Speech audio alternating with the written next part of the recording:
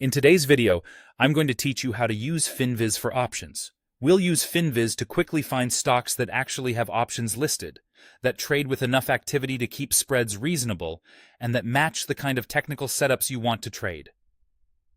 Start by opening your browser and going to finviz.com/screener-x.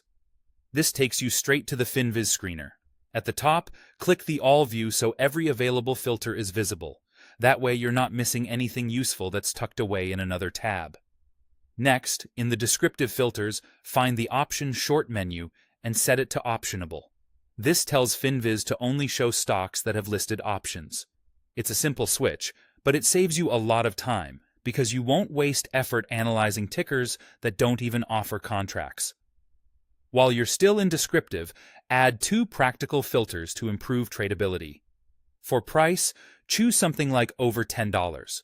This helps avoid ultra-low price names where options can be thin or unusually jumpy. Then set average volume to greater than 500K. Liquidity is your friend in options trading.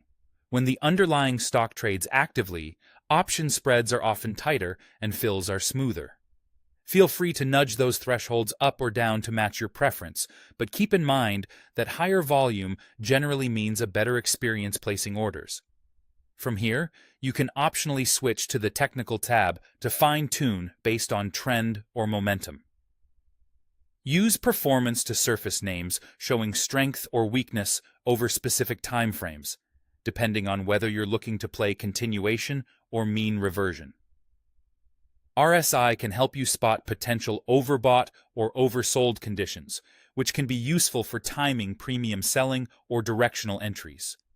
The pattern filter can highlight setups like channels or triangles if you prefer trading breakouts or pullbacks.